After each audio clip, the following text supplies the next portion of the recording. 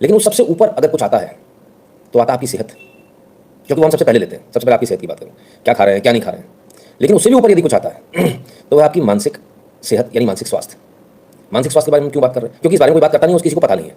इस देश के अंदर 80% लोग डिप्रेशन में जी रहे हैं, उन्हें पता ही नहीं है। वो भी जो रोज जाके शॉपिंग करते हैं। शॉपिंग करने का ये शॉपिंग जो है ना, पहला साइन है डिप्रेशन का। कि आप थोड़ी देर के लिए खुशी खरीदते हो, वहाँ जाते हो जब मॉल में या विंडो शॉपिंग करते हो या कुछ खरीदते हो, थोड़ी देर की खुशी रहती है, वो खुशी उसके बाद खत्म हो जाती है, घंटे 2 घंटे 3 4 घंटे में। तो रियल खुशी क्या है?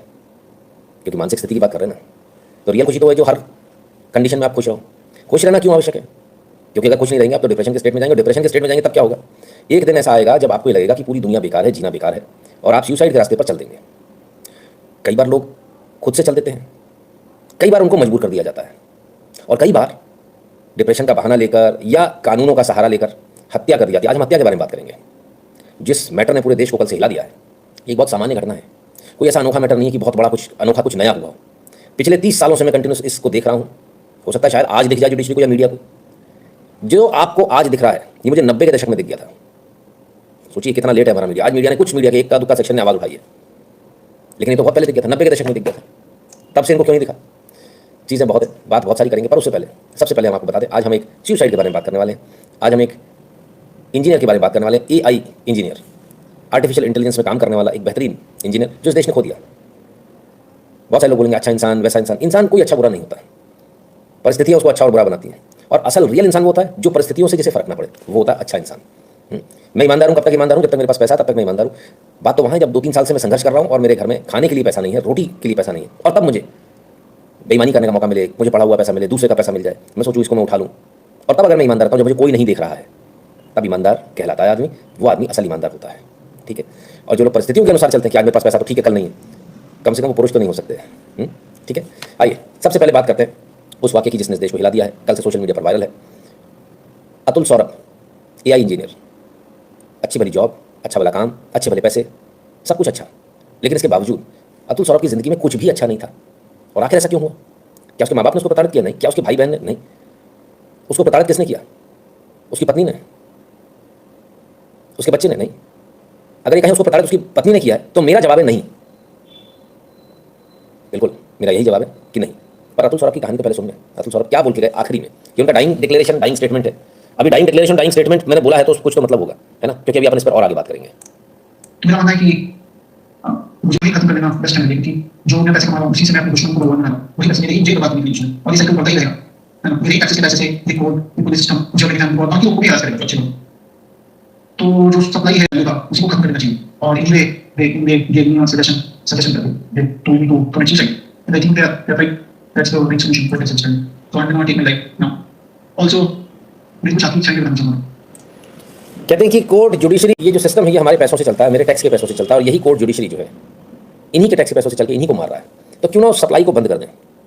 कोई अगर मुझसे कहेगा ना ये बंदा डिप्रेशन में था, तो मैं इस बात को बिल्कुल भी नहीं मानूंगा।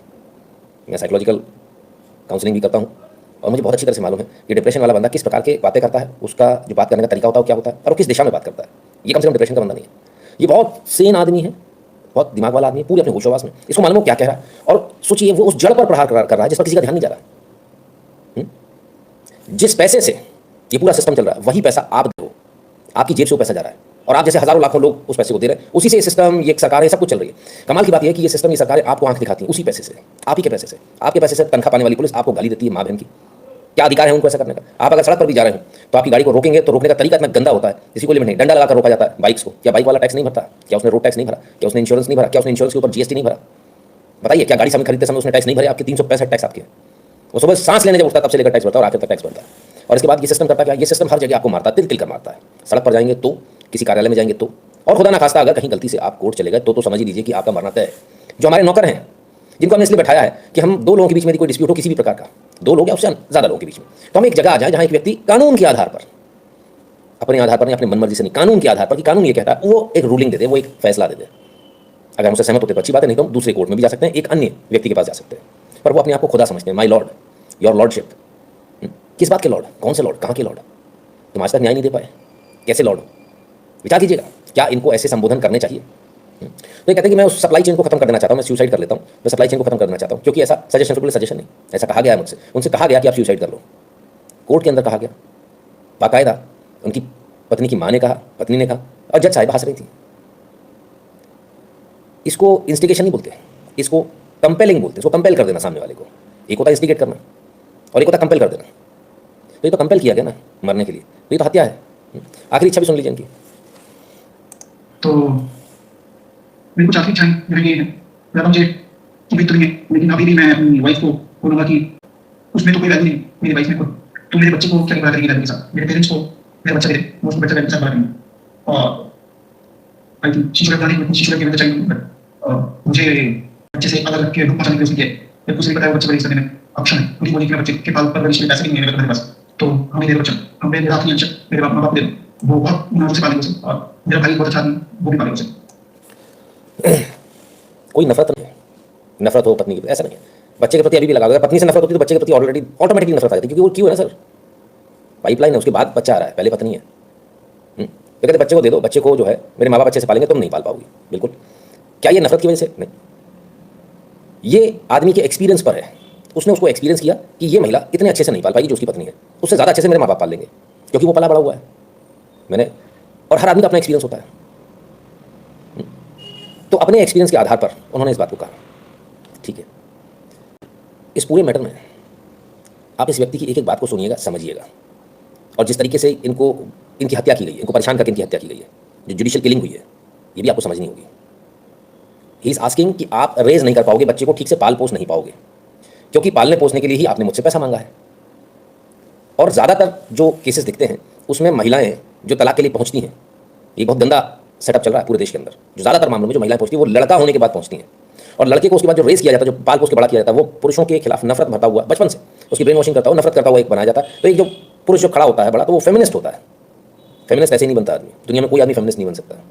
दो लोग फेमिनिस्ट बनते हैं, एक जिनको रेस ऐसे किया जाता है, और दूसरा उन्हीं के मन में एक बहुत गंदी चीज़ भी आती है, उस पर आप जरूर बात करेंगे, लेकिन उससे पहले बात कर लें।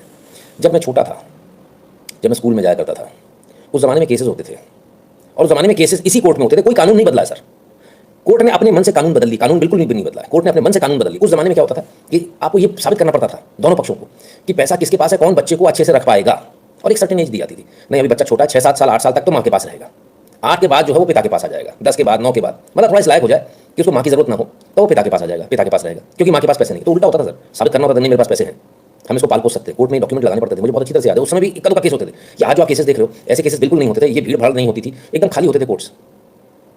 और तब ये उल्टा होता था, साबित करना होता था कि नहीं हमारे पास पैसा है और हम इसको पढ़ा पाएंगे। चलिए, आज की तारीख में कोर्ट्स ने अपने मन से कानून को बदल लिया है, जजेस ने अपने मन से कानून को बदल लिया। उनका कहना है कि नहीं, बच्चा जो है वो माँ के पास रहेगा, पैसा तुमको देना पड़ेगा। क्यों? अगर आपके पास पैसा नहीं तो आप कैसे पालोगे पोसोगे? और दूसरे से पैसा मांगने का अधिकार क्या है? किस आधार पर पैसा दिया जा रहा है? क्या एक व्यक्ति की लाइफ पर किसी एक व्यक्ति का ही पूरा अधिकार हो जाएगा? समझिएगा बात को। परिवार है, हम सनातन परंपरा की बात करते हैं, पत्नी भी उसमें एक बहुत महत्वपूर्ण हिस्सा है, पर पूरा हिस्सा नहीं है, आधा हिस्सा नहीं है। माँ बाप वो भी एक हिस्सा है, भाई बहन वो भी एक हिस्सा है, चाचा ताऊ वो भी एक हिस्सा है, ये पूरे परिवार का उसका हिस्सा है। तो जब कोर्ट ये डिसाइड करती है, किस आधार पर डिसाइड करती है कि इतना हिस्सा दे दिया जाए, इतना आपको देना पड़ेगा। हजारों लाखों केसेस हैं साहब, यूट्यूब पे चले जाइए, जहाँ कोर्ट्स में जजेस जो बैठे हो दादागिरी गुंडागर्दी के साथ इस बात को कहते हैं, नहीं इतना तो देना पड़ेगा। मैं केस देख रहा था, उसने बोला साहब मेरी तो नौकरी चली गई, इन्होंने जो है मेरे को धमकियां दिलवाई, इसलिए मेरे को नौकरी छोड़नी। नहीं तो उससे कोई मतलब नहीं है, पैसा तो देना पड़ेगा। अच्छा नहीं देंगे, जाओ फिर क्या? फिर जेल भेज देते हैं। क्या संविधान में, कानून में ऐसा लिखा है कि अगर कोई आदमी पैसा नहीं दे पाए तो उसको जेल भेज देना चाहिए? तो मेरे को बहुत सारे लोगों से पैसा लेना, उन सबको जेल भेज दो। क्या अपनी पत्नी को पैसे नहीं दे पाए कोई आदमी तो उसको जेल भेज देना चाहिए? क्या ये कानून है? क्या भारत में ऐसा, भारत के संविधान में ऐसा लिखा है क्या? नहीं लिखा। फिर आप किस आधार पर जेल भेज दे रहे हो? आप कंटेम्प्ट ऑफ कोर्ट लगा रहे हो, हमारा आदेश पालन करने लायक नहीं है भाई। ये जो अंधेर जो चल रहा है कोर्ट के अंदर, इसको बंद होना चाहिए। ये जो गुंडागर्दी जो चल रही है, ये डकैती जो चल रही है, ये टेररिज्म जो कोर्ट्स के अंदर चल रहा है, इसे बंद होना चाहिए। It is high time. आपने सुना होगा पहले के लोग बोलते थे कि लड़की होती थी तो लोग मार देते थे पैदा होते ही। क्यों मार देते थे? क्योंकि आक्रांताओं का जमाना था। वो बड़ी होगी, घर वालों के सामने उसका गैंगरेप किया जाएगा, बलात्कार किया जाएगा, तो उस सब पीड़ा से उसको बचाने के लिए और अपने परिवार को बचाने के लिए उसकी हत्या कर दी जाती थी। लड़की से कोई मतलब नहीं था, मतलब इससे था। आपको जो झूठा जो पढ़ाया गया ना इतिहास, उस इतिहास को भी अपने दिमाग से निकाल लीजिए। वो जिहादियों ने जिन्होंने किताबें लिखी हैं, वो जिहादी ही बड़ी होकर उसको, बड़ी भी नहीं, बच्ची में उसका गैंगरेप करेंगे, 6 साल में ही हो जाएगा उसके साथ गैंगरेप। उससे बचाने के लिए उसकी हत्या की जाती थी, उसको कष्ट से बचाने के लिए। ऐसा ना हो कि आप ऐसे कानून बना दें कि लड़का पैदा होते ही उसको कष्ट से बचाने के लिए माँ बाप उसकी हत्या कर दें। आज आपने ऐसी जगह खड़ा कर दिया पुरुष समाज को, बहुत शर्मनाक है ये। और मजा नहीं कोई इस पर बात कर ले। ड्रोन दीदी की बात सब लोग करते हैं, लेकिन पुरुष की बात कोई नहीं कर रहा। एक बात मैंने पहले भी कहा था, एक बार फिर से बता दूं, इस देश के जितने भी नेता हैं, कान खोल के एक बात को सुन लो बहुत अच्छी तरह से। ये देश, ये समाज पुरुष चलाता है, आप गलत फहमी मत रहना। किसके घर में क्या होता है मुझे नहीं मालूम। इस देश के सनातनी घरों में आज भी 70 से 90% घर वो होंगे जहां वोट डालने जब जाते हैं ना, तो वो कहते हैं इसको वोट डालना, तो उसी को वोट डालता है, इधर उधर नहीं होता। पत्नियां जिनके घर है ना, जो टूट गए घर, उनकी बात नहीं कर रहा हूँ, जो अपने को हीरोइन समझ रही है उनकी बात नहीं कर रहा। जो पत्नियां होती हैं मानती हैं मेरे पति को ज़्यादा आता है, उसको ज़्यादा मालूम है किसको वोट देना है, उसी को वोट देना है, इररिस्पेक्टिव ऑफ द चॉइस। हाँ, जिसकी चॉइस होती है, जिसको मालूम है, जो पॉलिटिकली एक्टिव है, उसकी बात अलग है। बाकी 90% घरों में आज भी होता है, उनको पॉलिटिक्स मतलब नहीं, अच्छा इसको वोट देना दिया। तो जो लोग ये इस प्रकार के कानून बना रहे हैं कि पुरुष सारे मर जाएं, या पुरुषों के अगेंस्ट में जो कानून बनाए जा रहे हैं, याद रखना आपको सत्ता से हटाने में पुरुष को 1 मिनट भी नहीं लगेगा। आप आधी आबादी को देख रहे हो, आधी का अगर आप उसको नजरअंदाज करोगे तो ये आधी आबादी उस आधी आबादी को भी तुमसे साफ कर देगा, वो तो सीधा एक आदेश देगा इसको वोट जाना है, खत्म। या आपको वोट देना नहीं जाना है, काम खत्म। कहाँ तुम घर से जाकर निकाल लाओगे, किसके अंदर ताकत है? तो इस गंदगी से अपनी जो आपने राजनीति लोगों के बेडरूम में पहुंचा दी है, ये सारे दोषी इसके नेता हैं। ये सारे आज ये जो लड़का गया है इसके दोषी भी यही सिस्टम, यही नेता, यही कानून है। आकाश वर्मा जी कह रहे हैं western feminism has destroyed Sanatan Hindu marriage, married women are living in fear and unmarried Hindu women are running away from marriages. अब मैं एक बात बड़ी कड़वी बोल दूं, आकाश वर्मा जी, बहुत सारी लड़कियों को बुरा लगने वाला, जिनको लगता है कल लगता है आज लग जाए। इनको ये पसंद है कि इनके आगे पीछे लड़के घूमते रहे, क्योंकि मैं अवेलेबल हूँ। अभी मेरी शादी नहीं, गले में मंगलसूत्र डल जाएगा तो काम खत्म, मंगलसूत्र पहनना ही नहीं आजकल, तो मांग भरना नहीं, पता चल जाएगा ना। क्यों नहीं भरना? क्योंकि पता चल जाएगा शादीशुदा तो कोई लाइन नहीं मारेगा। तो लाइन मारते रहे लोग, आगे पीछे घूमते रहे, इसमें उनको एक अलग से एक प्लेजर मिलता है। और सब मुझे पूछ रहे हैं, लेकिन पूछते कैसे हैं? कभी लड़कों की पीछे बात सुनी है? यहाँ लड़के सच्चाई नहीं बताएंगे, मैं बता देता हूँ। वो किस लिए तुम्हारे आगे पीछे घूम रहे हैं? सिर्फ सेक्स करने के लिए। और बात क्या होती है? What a bitch she is, I want to fuck her, that's it. इससे ज़्यादा औकात नहीं होती। कड़वा सच है, सुन सको तो सुनो। तुम्हें कोई पूज नहीं रहा देवी की तरह, नहीं बड़ी अच्छी हो गई, अरे साहब कोई नहीं पूछ रहा, दिमाग से निकाल देना। हर किसी का एक ही एजेंडा है, और वो एजेंडा है बेड पे ले जाना और सेक्स करना, इसके अलावा दूसरा कोई एजेंडा नहीं है। और अगर इतना ही तुम्हें कोई पूछ रहा है तो फिर इतने पूछने वाले जब हैं तो शादी करने की आवश्यकता क्या है? वो तो तुम्हारे खर्चे उठाने चाहिए सब कुछ, हाथ ना लगाए तुमको। लेकिन लड़के बोलते हैं इनको, आदमी बोलते हैं बर्गर तो छोड़ो, 5 पैसे की जो ऑरेंज वाली टॉफी आती है ना, गोली चूसने वाली, वो भी नहीं खिलाएगा आदमी तुमको, उसे अपना फायदा चाहिए। समझे? बहुत कड़वी बात बोल रहा हूँ, सच्चाई एकदम। आपके पिता भी आपको नहीं समझाएंगे। कोई आदमी जब ये कोई लड़का बोलता है बड़ी सुंदर लग रही, बड़ी अच्छी लग रही, इसलिए नहीं बोलता तुम सुंदर लग रही हो, उसके अपने बेनिफिट उसको देख रहे हो इसलिए बोलता है। ये कड़वी सच्चाई है, दिमाग से निकाल दो ये। शादी होने के बाद, 2 बच्चे होने के बाद अगर तुमको ये लग रहा है कि मैं तितली हूँ, मैं परी हूँ, तो तुम्हारा दिमाग सड़ चुका है। उस आदमी के दिमाग में बस ये चल रहा है कि यार मुझे रिफ्रेशमेंट चाहिए, कुछ अलग चाहिए। मेरी अपनी पत्नी से तो मैं बोर हो गया हूँ, तो उसको कोई दूसरी चाहिए स्वाद बदलने के लिए, खाना बदलते ना ऐसे। इसलिए वो आपको ये कह रहा है या आपके साथ इस प्रकार की बातें कर रहा है। तुमको क्या मतलब है? दुनिया में तो और भी बहुत कुछ सुंदर है। तुमने कभी किसी पेड़ के पास जाके बोला, किसी फूल से बोला कि बड़ा सुंदर है? कुत्ते बिल्ली भी बहुत सुंदर होते हैं, कभी उनको जाके बोला, पुचकारा कि तुम बड़े सुंदर हो?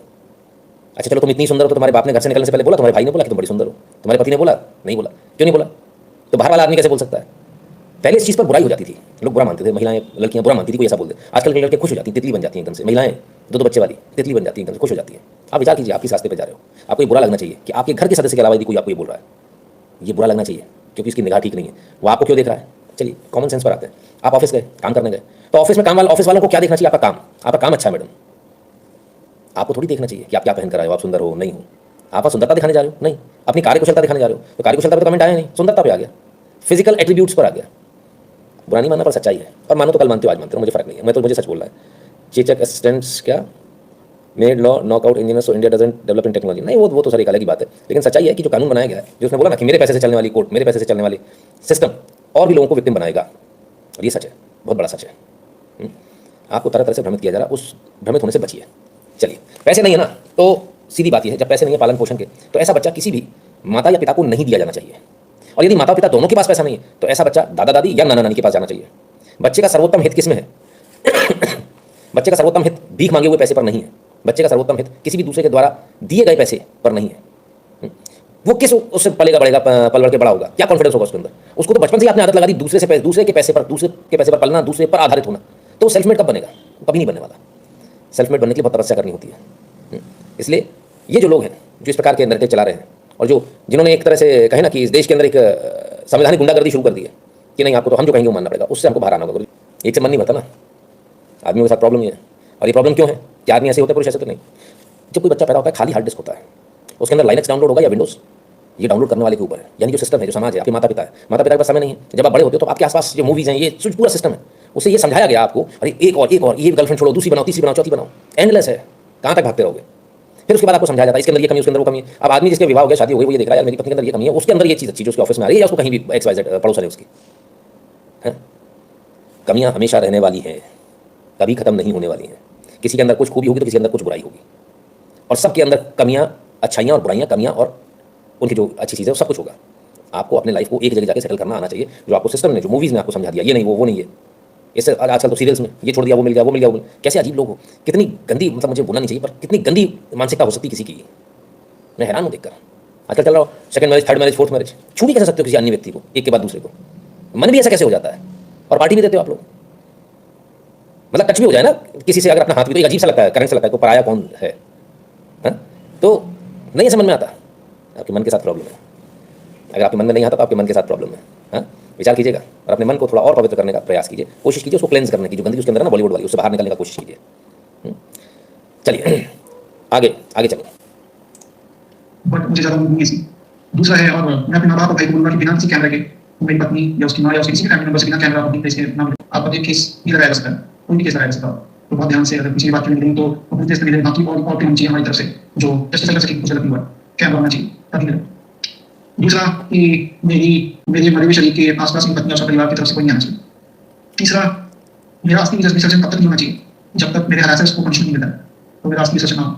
अगर इतनी सारी चीजें, एविडेंस और सब कुछ होने के बाद भी अगर कोर्ट ये जज और मेरे बाकी के हरासर्स को पनिशमेंट नहीं देगी, कर देगी, तो मेरा जो अस्थि है वही कोर्ट के बाहर किसी बेटर में बाहर देना चाहिए, ताकि मैं ये जान जाऊँ हमेशा हमेशा कि मैं ये अपना लेसन सीखता रहूँ कि इस देश में क्या वैल्यू है एक लाइफ में। देश में क्या वैल्यू है लाइफ की? नहीं, गलत फहमी। देश में बहुत वैल्यू है लाइफ की, फेमिनिस्ट की वैल्यू है ना। महिला महिला महिला करके जो फेमिनिज्म का जो गंदा कीचड़ फैलाया गया उसकी वैल्यू है, पुरुष की वैल्यू नहीं है। जो बॉर्डर पे जो आदमी लड़ रहा है ना, जो खड़ा है वहाँ इस समय और रात के पूरी रात खड़ा रहा है, जिस समय रजाई में घुसे रहे, वो वहाँ जो खड़ा रहा है एक वर्दी पहनकर, वो वहाँ लड़ पा रहा है साहब। वो एक्सट्रीम वेदर में खड़ा है, सर्दियों में भी बारिश होगी, वो भीग जाएगा, पूरी वर्दी भीग जाएगी, कड़ाके की ठंड में 1 डिग्री 0 डिग्री में, फिर भी वो खड़ा रहेगा, वो सर्दी से लड़ देगा। उसके मारे पाकिस्तान को से लेकर जितने भी आपके दुश्मन देशों को डरता है कि बहुत ताकतवर है, पर एक व्यक्ति को डर नहीं लगता है, वो उसकी पत्नी, क्योंकि उसे मालूम है ये लोग कुछ नहीं कर पाएगा। पूरा कोर्ट जो है फेमिनिस्ट है, मेरे फेवर में, कानून तो मेरे हिसाब से ही चलेगा। जिस सैनिक को कोई हरा नहीं सकता उसको उसका घर तोड़ देता है, और ये हर किसी पर लागू होता है, जितने पुरुष सब पर, भले वो सैनिक हो या ना हो। पर रियल लाइफ में तो सभी सैनिक अपने घर के लिए ब्रेड विनर्स, तो everybody is a bread winner. सब अपने घर के लिए लेकर आ रहे हैं, कहीं ना कहीं से कुछ लेकर आ रहे हैं, कमाई कर रहे हैं, अपने घर को पाल रहे हैं, पोस रहे हैं। तो ये जो सिस्टम जो आपने बना दिया ना, उसकी वजह से वो क्या कह रहा है जानते हैं? वो कह रहा है कि मेरे अस्थियों का विसर्जन तब तक न किया जाए जब तक कि मेरे हैरासर्स को पनिशमेंट ना मिल जाए। मिलेगा? नहीं मिलेगा। और कहते यदि कोर्ट को लगता है कि वो इनोसेंट है, उन्होंने कुछ नहीं किया, तो मेरी अस्थियां कोर्ट के बाहर, कोर्ट के सामने किसी गटर में बहा दी जाए, ताकि मेरी आत्मा को हमेशा ही पता रहे कि इस देश में मेरी क्या वैल्यू है। तो ये है। और जुडिशियरी से मेरी एक दरख्वास्त है कि मेरे माँ बाप और भाई को इन्फॉर्स केसेस में और हरासमेंट किया जाए, इसे खारिज किया जाए, और मेरे हरासर्स को और इसका जज को और ये माधव को इन्वेस्टिगेशन होना चाहिए, है ना, ये आपको मानता है तो जरूर पकड़ा जाएगा। बेसिक से कोई इन्वेस्टिगेशन करेगा तो कोई माधव पकड़ा जाएगा, उसके पास प्रॉपर्टीज होगी, पैसा होगा, जज के पास प्रॉपर्टी पैसा होगा एक्स्ट्रा करप्शन का, तो अपनी जरूर अगर कोई 50 रुपये तो ये आपको ही देता है, ये तो कोई ना कोई तो सामने आके बोलेगा 50 रुपये मुझे दिया, तो ये तो सार्वजनिक बात है। ये सब नहीं पकड़ पाते तो फिर मीडिया में बाहर जाएंगे पकड़ा कोर्ट के बाद। तो ये मेरी कुछ अंतिम इच्छा है। इसी के साथ मैं ये वीडियो बंद करता हूँ। अब थोड़े बहुत मेरे आपके काम में कंप्लीट करके मैं मुक्ति पाना चाहूँगा। इससे मैं इस जज का कंप्लेंट सुप्रीम कोर्ट और हाई कोर्ट में भी नहीं करने वाला हूँ, और मैं अपने माँ बाप भाई से अलग से उनसे बात करूँगा। हो सके तो माफ करना, जिस जब मम्मी पापा के साथ था, जब मैं हमेशा दुख देखे जाना सर, तो सर, और बाकी आप लोग देखने सब आपका कल्याण। Thank you. आप लोग जो सब देख रहे हैं उनका कल्याण हो। मार दिया इसको, हत्या कर दी इसकी। कितने शर्म की बात है इस देश के अंदर। लड़कों की स्थिति ऐसी हो गई, पुरुषों की स्थिति ऐसी हो गई है कि क्या ही कहें। जीने का अधिकार छीन लिया ऐसा लगता है। माँ बाप को परेशानी ना पहुँचे, उनको कष्ट ना हो, उनको जो फंसाया जा रहा है मेरे साथ में, उनको जो कोर्ट में घसीटा जा रहा है, उसको मैं एंड कर रहा हूँ। एक बात बताइए, किसी से विवाह हुआ, कोई भी बात हो, तो क्या उसके घर पहुँच जाना चाहिए? क्या उसके पूरे घर को तहस नहस कर देना चाहिए? क्या ये उसका सबसे बड़ा फॉल्ट है? बहुत सारी चीज़ें इसके अंदर, हम जल्दी एनालाइज करने की कोशिश करेंगे। और जो वीडियो है, उस वीडियो के बाद ये तस्वीर भी देख लीजिए। मर गया ये, जो उसने कहा था वैसा ही हुआ, मर गया, इसने सुसाइड कर लिया। सुसाइड करना भारतीय दंड विधान, भारतीय न्याय संहिता के अनुसार वो भी अपने आप में क्राइम है भाई। कमाल के लोग हैं, है ना। चलिए, अब कई लोगों ने इसमें नाम लिए, बहुत सारे लोग, उनकी इंस्टाग्राम प्रोफाइल भी, सोशल मीडिया पर इन्होंने जो सुसाइड नोट लिखा उसमें जस्टिस इज ड्यू, सारे पेजेस पर लिखा है justice is due, my suicide note assign किए बाकायदा अतुल सौरभ। पता ये इनके जो हैं साले साहब हैं, ब्रदर इन लॉ अनुराग सिंघानिया, ये संभवतः इनकी जो है मदर इन लॉ है निशा सिंघानिया, ये इनकी पत्नी है निकिता सिंघानिया, और ये वो जज साहिबा है रितिका कौशिक। ये सोशल मीडिया पर वायरल है। सवाल ये उठता है कि इसमें क्रिमिनल कौन है, मारा किसने, हत्या किसने करी? मैंने पहले बोला, लोगों ने बोला कि आपको लग रहा होगा कि उसकी पत्नी ने उसकी हत्या करी। मेरी नज़र में नहीं करी। मेरी नज़र में सबसे बड़ा हत्यारा कानून है। कानून बनाने वाले लोग हैं जो आँख पर धृतराष्ट्र की तरफ पट्टी बांध कर बैठे हो, कहते हैं कि हमें कोई मतलब नहीं है, कल मरते हैं लोग, आज मरे, हमारा पर्पस सॉल्व होना चाहिए, हमारी लाडली बहना बनी रहनी चाहिए, हम बेवकूफ़ बनाकर वोट लेते रहे 1000-1500 की रिश्वत देकर। अब मुझे एक सवाल पूछता हूँ मैं आप लोगों से, 1000-1500 रुपये मिल गए, 1200 रुपये मिल गए, उसमें आप पागल हो जाते हो, उसी को वोट देना, उसी को दे, उसके लिए बेचे चले जा रहे हो, सम्मेलनों में जा रहे हो, भीड़ बढ़ा रहे हो। तो जो आदमी तुमको 10,000, 15,000, 20,000, 25,000, 50,000, लाख, 2 लाख, 5 लाख, 10 लाख, करोड़, 2 करोड़ रुपए कमा कर देता है, उसके साथ आपका व्यवहार कैसा है? क्या आपका व्यवहार उसके साथ सही है? विचार कीजिएगा। बहुत सारे लोग सोच रहे होंगे बिल्कुल एकदम वन साइडेड बात हो रही होगी ना, कोई पत्नी मर नहीं रही ना कोई दहेज की वजह से या उसकी वजह से। पहले होते थे केसेस, हत्या लोग करते थे, तब अपन उनके फेवर में खड़े होते थे, फिर लोगों ने फर्जी दहेज के केस लगाना शुरू कर दिए। कमाल है, दहेज मांगा, पहले तो लोग मर जाते थे, अभी मार रहे हैं, कोई मर नहीं रहा। दिस प्रूव्स कि ये सारे केसेस फर्जी हैं। दिस प्रूव्स कि आपके रेप के केसेस जो होते हैं वो फर्जी होते हैं, पैसे के लिए लगाए जाते हैं। असली भी होते हैं केसेस, बहुत कम होते हैं, ना के बराबर, और असली दिख जाते हैं और नकली भी दिख जाते हैं, दोनों दिखते हैं साफ।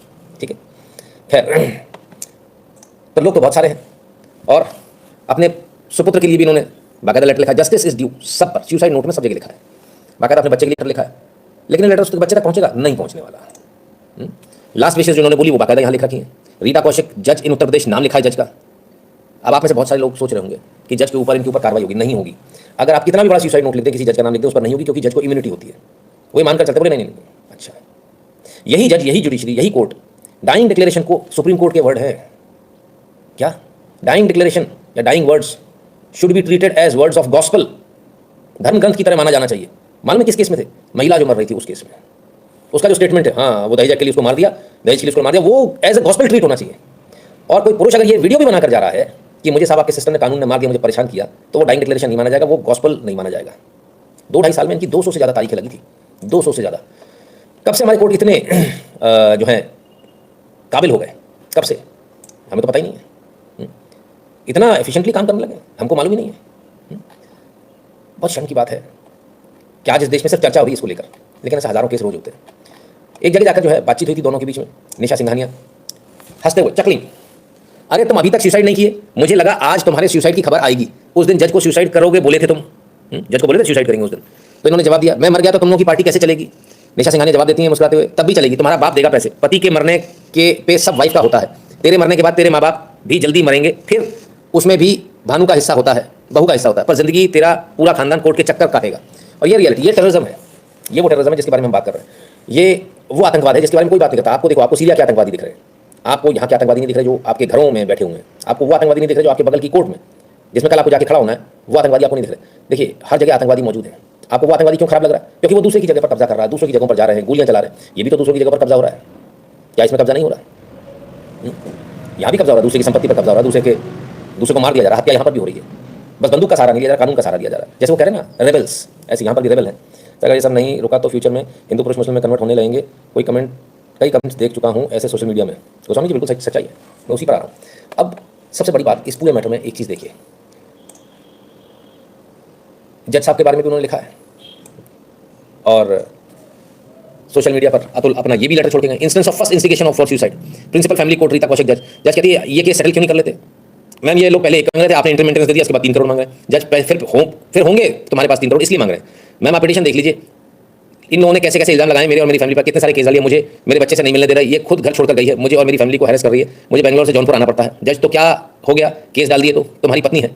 फिर ये बोलते हैं मैम आप अगर एनसीआरबी का डेटा देख लो, उसमें आदमी सुसाइड कर रहे हैं, फॉल्स केसेस के। निकिता सिंघानिया कहती है तुम भी सुसाइड क्यों नहीं कर लेते? जज हंसती है, कहती है अरे आप बाहर जाइए। जज कहती है केसेस सब झूठे होते हैं, ऐसा ही होता है, तुम अपने और अपनी फैमिली के बारे में सोचो, ये केस सेटल कर लो, हम तुम्हारी हेल्प करेंगे।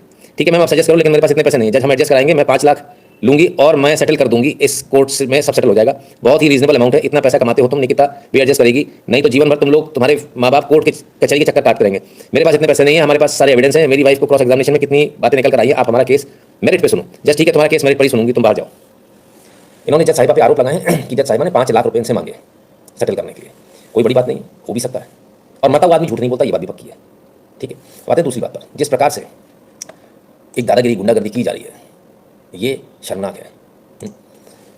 और कैसा आदमी था ये, उसको भी सुनिए। He was he's a very happy-go-lucky guy, and as we know him, he's not the kind of person who will give in to any depression or any negativity. But it was quite some amount of harassment and a struggle for him in terms of mainly running around the courts, multiple courts and cases. And he was afraid that these matters may again go to high court. Several cases may go to high court. The person who will give in know him, he's not the as we know him, and he's a very happy-go-lucky guy. And very happy go lucky guy, ऐसा नहीं था, बहुत हंसमुख आदमी था, मस्त था, अपना जीवन अच्छे से जीने वाला था। फिर हुआ क्या, फिर शादी हो गई, सब कुछ कांड हो गया सारा।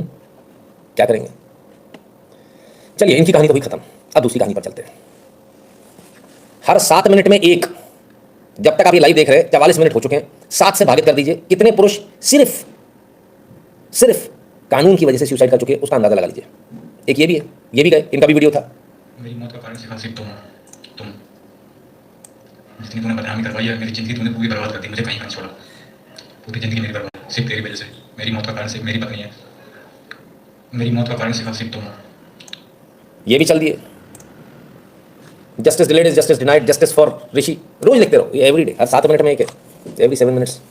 One man commit suicide due to your terrorist laws, जो टेररिस्ट लॉ आपने बना रखे हैं उनकी वजह से। टेरर है सर, कई तरह के लॉज होते हैं, टैक्स टेरर भी एक टेरर है, ये भी एक टेरर है। माँ बाप को भी देख ले जरा।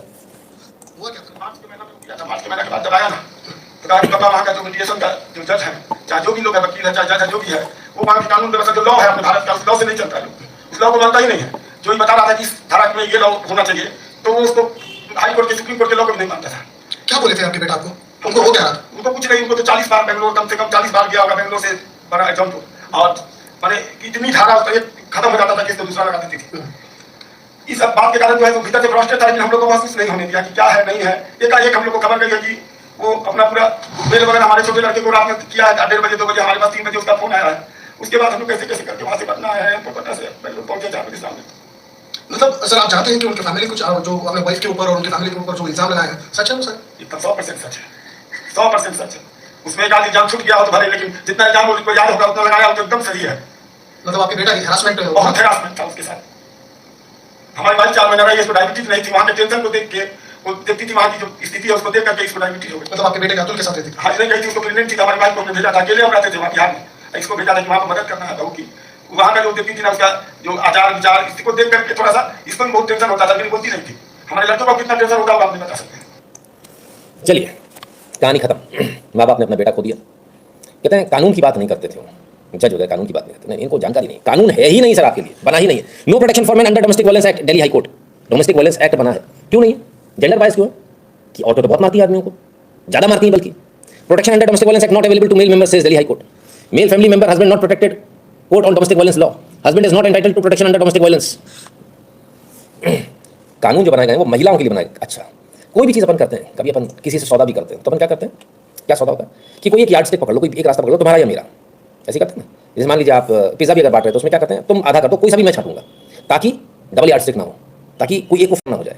लॉ भी जो बनने चाहिए वो हमेशा ऐसे बनने चाहिए कि वो जेंडर बायस या कोई भी बायस ना हो उसके अंदर, तो किसी को भी नुकसान ना हो, इधर वाला या उधर वाला सबके लिए एक जैसा चले। पर यहाँ पर ऐसा नहीं है, लॉज जेंडर बायस बनाए गए, ठीक है। अब आइए सबसे मजे की बात, जिन लॉज की आप बात कर रहे हो, जिन लॉज को बनाया गया, वो लॉज स्पेसिफिकली हिंदूज के लिए बनाए गए हैं, क्योंकि मुस्लिम्स को इसमें कवर नहीं किया जाता। मुस्लिम के ऊपर कोई कानून नहीं लगने वाला, उनका सिंपल सा कानून है, तलाक दो, महर की रकम दो और बाहर। वहाँ जो महिला है वो ये क्लेम कर ही नहीं सकती कि मुझे आधी प्रॉपर्टी चाहिए, इतनी चाहिए, उतनी चाहिए, समझा? तो ये कानून सिर्फ आपके लिए बने, हिंदुओं के लिए बने। इस बात को हम बार बार उठा चुके, कई बार उठा चुके, फिर से उठा रहे हैं। ये कानून सिर्फ हिंदुओं के लिए बने। यदि आपने अभी तक हमारा चैनल सब्सक्राइब नहीं किया तो कृपया चैनल को सब्सक्राइब कर लीजिए, बेल आइकन को ध्यान से दबा लीजिए और ऑल नोटिफिकेशन को ऑन कर लीजिए। आपको ये वीडियो कैसा लगा ज़रूर बताइएगा। इसके बहुत सारे पार्ट्स हैं, कृपया सारे पार्ट्स देखिएगा। और यदि आप चाहते हैं कि हम ऐसे ही वीडियोस और बनाएं तो कृपया हमें सपोर्ट करें। सपोर्ट के लिए तमाम सारे ऑप्शंस आपके सामने हैं। आपको हमारा एनालिसिस कैसा लगा हमें ज़रूर बताइएगा। और 8770720196 पर गूगल पे, पेटीएम, फ़ोनपे के माध्यम से अपनी फ़ीस आवश्यक रूप से भर दीजिएगा। भीम यूपीआई एड्रेस है n.shukla@UPI। जो लोग भारत के बाहर हैं वहाँ से बैठ के टुकुर टुकुर देखने से कुछ नहीं होगा भाई साहब। पैसे भरने paytm.com/nitin shukla पर जाकर या फिर paypal.me/nitin shukla GWL पर जाकर।